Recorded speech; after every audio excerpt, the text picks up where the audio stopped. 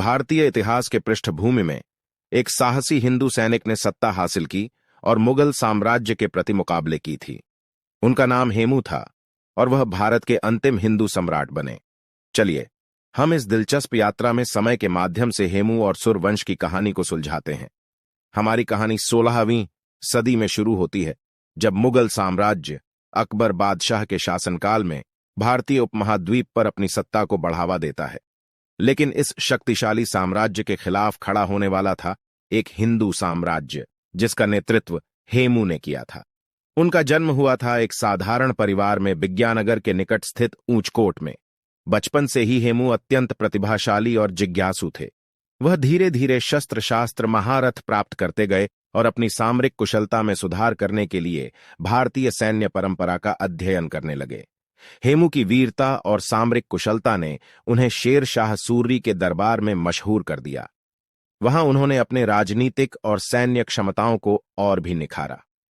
हेमू ने मिलकर सुरवंश के महानायकों के साथ सैन्य रणनीतियों का विचार विमर्श किया और उनकी सहमति से एकजुट होकर दिल्ली तक की ओर अपनी दृष्टि स्थापित की।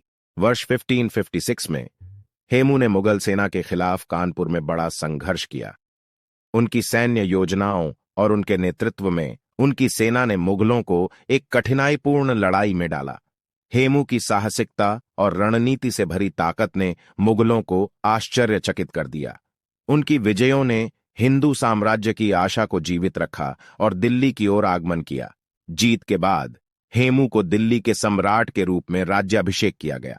वह हिंदू साम्राज्य के अंतिम सम्राट के रूप में उभरे और उन्होंने भारतीय संस्कृति, धर्म और राष्ट्रीयता की रक्षा के लिए अपनी संपूर्ण क्षमताओं का उपयोग किया।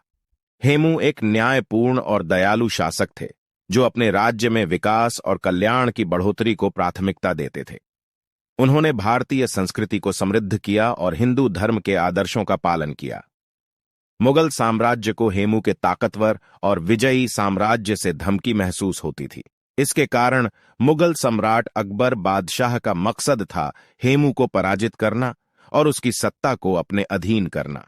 युद्ध की एक महत्वपूर्ण घटना में हेमू और सुरवंश की सेना मुगल बादशाह अकबर के खिलाफ युद्ध करने के लिए तैयार हो गई। यह लड़ाई फतेहपुर सीकरी के पास हुई और इसे इतिहास की रचना में महत्वपूर्ण रूप से दर्ज किया गया। फतेहपुर सीकरी की लड़ाई में हेमू ने अपनी सेना के साथ मुगल बादशाह को सामने से टकराया। वह अपने साहस और ताकत का पूरा उपयोग करते हुए एक प्रभावशाली योद्धा की भूमिका में अपनी प्रतिभा को साबित करते हैं। दुर्भाग्य से लड़ाई के दौरान हेमू घायल हो जाते हैं और संघर्ष के बावजूद अद्यतन करने के लिए असमर्थ हो जाते हैं।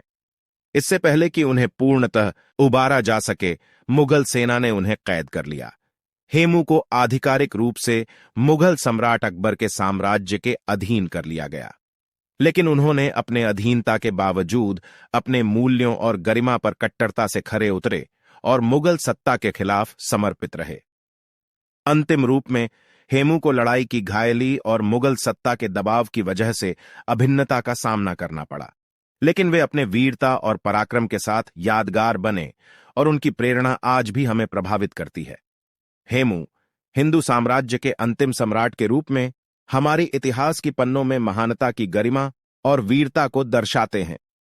उनकी कठिनाईपूर्ण यात्रा और धैर्य का अद्वितीय प्रतीक है और यह सुनिश्चित करता है कि हमारी धरती पर समर्पित और साहसी लोग हमेशा महानता के प्रतीक बनते रहेंगे।